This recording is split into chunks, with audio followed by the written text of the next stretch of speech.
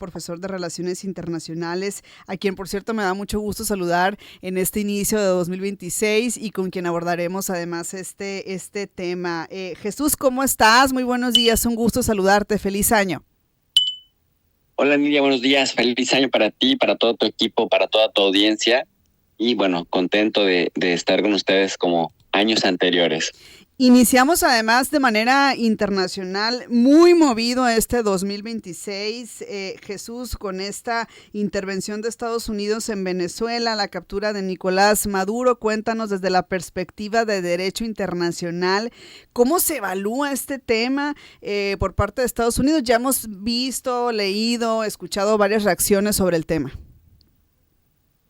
Pues mira, al amparo del derecho internacional es una violación flagrante de toda convención y de toda carta de organismos internacionales facultados para conocer de estos temas. A todas luces es una criminal guerra de agresión no provocada, con el falaz argumento de que estaban preocupados por el combate al tráfico de drogas. Después le agregaron el adjetivo narcoterrorismo para poder justificar el uso de la legislación y de los elementos legales de Estados Unidos, y al final el presidente de Estados Unidos termina incluso violando el propio derecho nacional estadounidense, porque para hacer lo que hizo, para llevar a cabo un despliegue tan grande como lo presumió en diferentes momentos en el Caribe y cerca de las costas de Venezuela, prácticamente violó pues el hecho de no pedir la autorización del Congreso, ante lo cual algunos senadores demócratas hace algunas semanas salieron a decir en los medios de comunicación que el ejército de Estados Unidos tenía la libertad de no seguir las órdenes del presidente si estas órdenes eran inconstitucionales, porque los militares le debían respeto a la Constitución y al país y no al presidente en turno. Con lo cual, bueno, pues ahora incluso esto como comentario aparte, el Departamento de Guerra o Departamento de Defensa le está tratando de llevar a cabo un proceso de retiro de reconocimientos a los senadores demócratas que sirvieron en el ejército como capitanes, como generales y como simplemente personal retirado, pero justamente como una respuesta, una revancha a que trajeran esta campaña de que era importantísimo que respetaran la Constitución, porque Estados Unidos no se hacía de dictadores, sino de personajes democráticos que potenciaran la democracia. Entonces, respetar la Constitución es un principio ineludible. Sin embargo, acá vemos que Trump, sediento de protagonismo más que nada, protagonismo en donde la estrella central siempre es él y todo se trata de él, y es un presidente como nunca antes nadie lo había visto. Le gustan operaciones rápidas, espectaculares, muy mediáticas, aunque de fondo no haya cambios que en el largo plazo vayan a significar un cambio real. Y bueno, lo que sí es que pudimos ver que se dio una especie de estrategia muy parecida en cuanto a comunicación política en Iria, como la que vimos en Irak, ¿no? Que se habían inventado armas de destrucción masiva para entrarle a Irak justificadamente, y después, 22 años más tarde, hacen algo parecido en términos de comunicación política, a diferencia de que ante la desastrosa gestión en Irak, ahora lo que hicieron era, hay hipótesis que dicen pactar con la cúpula del chavismo para que entregaran a Nicolás Maduro. Hay otros sectores de analistas que señalan que probablemente fue una entrega del propio Nicolás Maduro para evitar un derramamiento de sangre en Venezuela. Pero bueno, a todas luces lo que vemos de una forma o de otra es violación al derecho internacional, y más con las amenazas que ahora está realizando Donald Trump a personajes como Petro, o la captura de Groenlandia, o incluso decir vamos a hacer algo también con México, claro. Bueno, y con Cuba y con Nicaragua, y que la ONU lo que diga no nos importa. Bueno, pues eso te habla un poco de lo que es ya esta administración, que ya sin tapujos y sin siquiera inventar que van a llevar la democracia a ningún lado, dicen queremos petróleo, queremos recursos y vamos a expulsar a China del hemisferio. Oye, a ver, Jesús, varias preguntas aquí. ¿Quién se va a hacer cargo? Porque, y aparte, ¿con qué y bajo qué autoridad legal Estados Unidos dice nos vamos a hacer cargo de la transición en Venezuela? ¿Quiénes serían esos personajes claves de ambos países, tanto de Venezuela como de Estados Unidos, que formarían parte de esto que ellos llaman transición? Así lo han llamado, pero básicamente es que Estados Unidos gobierne Venezuela,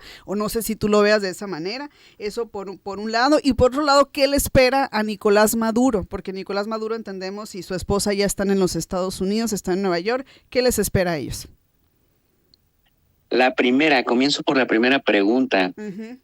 Bueno, la primera gran decepción llegó cuando Trump, y muchos dicen que es porque está resentido con María Corina Machado por el tema del Premio Nobel de la Paz, que me parece que pudiera ser por la personalidad soberbia y egocéntrica del presidente, pero por otro lado también es cierto que los servicios de inteligencia, que son muy eficientes de Estados Unidos, seguramente le han informado a Trump la realidad, ¿no? Lo que muchos venimos diciendo desde hace tiempo, que María Corina Machado pues es una pestada dentro de la política de Venezuela, y por más ruido mediático que hace con la ayuda de cadenas de televisión, de prensa escrita y de redes sociales en Occidente colectivo, en Europa, Australia, Nueva Zelanda, el propio Estados Unidos y Canadá, la verdad es que uno, no tiene capital político; dos, no tiene capital económico; y tres, no tiene el control de las Fuerzas Armadas. Y esto, bueno, pues haría que si optan por ella, la pudieran derrocar y generarse una guerra civil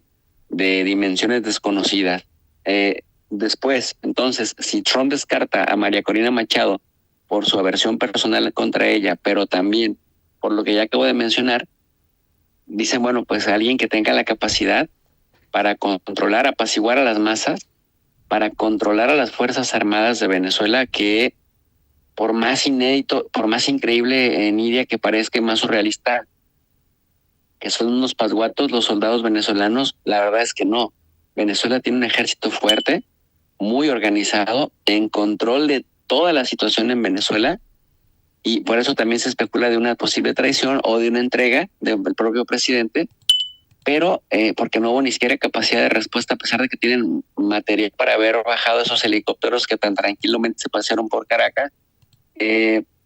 Lo cierto es que Delcy Rodríguez y su hermano Jorge Rodríguez, la vicepresidenta, que ahora es presidenta encargada temporal, así fue como la designó el Tribunal Supremo de Justicia, y Jorge Rodríguez, el presidente de la Asamblea, han tejido una alianza muy importante con Diosdado Cabello y Vladimir Padrino, el ministro de Defensa, para mantener el orden en un estado que se llama estado de conmoción, es decir, de un control férreo, para evitar que haya caos y que haya una crisis política que termine convirtiéndose en violencia masiva. Y parece que ese es el escenario que más le gusta a Trump, porque las acusaciones que hay desde Estados Unidos, desde la oposición estadounidense, que en este caso son los demócratas, es que Trump, además de violar todo el marco legal estadounidense, pues generaría un caos en Venezuela que se traduciría en la migración masiva de más personas a Estados Unidos. Y si una de las banderas de lucha de Trump ante su base MAGA era la de la no intervención, y ya intervino, y la de expulsión de migrantes, y con una acción irresponsable, improvisada, puede atraer más migración y desplazamientos por violencia a Estados Unidos, pues es que todo lo hizo mal. Sin embargo, fueron cuidadosos, y al permitir que el chavismo continuara intacto, gobernando Venezuela y pactando, entonces Trump intenta dar este golpe tan característico que suele dar, para después negociar y sacar todo lo que quiera a través de la extorsión. Y parece que el gesto que hace Delcy Rodríguez, la presidenta encargada, de que a pesar de que les acaban de secuestrar al presidente, salga y diga, estamos dispuestos a colaborar con Estados Unidos, a cooperar sobre una base de X, Y, Z, híjole, me parece que es un mensaje bastante desmoralizante para las propias bases chavistas, que bueno, nunca se imaginaron que fuera tan fácil secuestrarles al presidente desde la base militar más fuerte o más segura del país. Y dos, en cuestión de horas. Y tres, que después la presidenta sucesora dijera, aún así estamos dispuestos a colaborar y cooperar. Es como muy brutal en términos ideológicos para una sociedad que está tan ideologizada. Y en segundo, lo que mencionas, Hay dos opciones con el tema de Maduro y su esposa Cilia Flores, porque ella también es muy respetada en Venezuela. De hecho, le dicen que es la cabeza pensante de la relación. Y ahora se está manejando la versión de que Cilia no estaba, digamos, en el combo, solo Maduro, pero que por una decisión de ella presionó a los militares estadounidenses para que pudiera ella acompañar a su marido hasta Venezuela. Y bueno, ahora están vendiendo en Venezuela la historia de Cilia por amor. También se entregó a las autoridades de Estados Unidos, exigió que se la llevaran. En ese contexto, pues, en Estados Unidos, como se está manejando, viendo las declaraciones de Kristi Noem y de la fiscal Pamela Bondi, hablan de 2 narcotraficantes, de 2 narcoterroristas, de 2 reos, y hoy mismo, durante el transcurso de la noche, este 5 de enero, la llevaron ya a hacer sus primeras declaraciones a una corte neoyorquina con un fiscal propuesto por Donald Trump que quiere sellar, que quiere blindar, digamos, el caso para que independientemente de los cómo, es decir, del cómo llegó Maduro, con toda la violación previa a leyes internacionales y a leyes locales del propio Estados Unidos, no haya impugnaciones que tumben, digamos, el caso. Y en ese sentido, bueno, pues lograr una condena, voy a decirlo así, pero con, entre comillas, una condena ejemplar que sirva como un elemento disuasivo para otros mandatarios en la región. Y Trump ya ha hablado de Gustavo Petro, ya ha hablado también de Díaz-Canel y del presidente de Nicaragua, pero también dijo, hay que hacer algo con México. Y yo creo que ese hacer algo con México se refiere a si lo otro le da resultados electorales en las intermedias y también económicos por los tratos ventajosos que puedo obtener, sobre todo con Delcy Rodríguez, será de un efecto psicológico tremendo, Nidia, porque bueno, dice que a Gustavo Petro le va a ir muy parecido a lo que vimos con Nicolás Maduro, y en Colombia el ministro de Defensa ya dijo que ha mejorado la seguridad del presidente a raíz de lo que ya se vio en Venezuela, es decir, que el efecto psicológico ya se está dando. Y a Petro pues también ya lo pusieron en la OFAC, en esta lista de congelamiento de fondos a quienes en Estados Unidos consideran que están vinculados con el narco, y Petro de manera insistente, el presidente colombiano, ha dicho, yo no soy narco, soy el presidente que más ha destruido cultivos de drogas y laboratorios de cocaína. No, y también ha dicho que en las investigaciones que ellos han hecho, pues nunca ha aparecido, por ejemplo, Nicolás Maduro, ¿no? Que tenga alguna relación o algún nexo, ¿no? O algo ahí que tenga que ver, pues, con este tema, ¿no? Bueno, en fin, da para mucho, Jesús, este tema. Te agradezco mucho esta intervención. El tiempo se nos acabó, desafortunadamente. Ojalá más adelante podamos hablar sobre, darle seguimiento a este tema, del que seguramente vamos a seguir escuchando, y sobre todo qué hay de México, ¿no? En torno a todo esto que se viene, ¿no? Con Latinoamérica y los Estados Unidos. Muchas gracias, Jesús, muy amable. Al contrario, buen día, feliz año. Feliz año, un abrazo. 8:47 mensajes, regresamos. Sonora Noticias, AM, volvemos.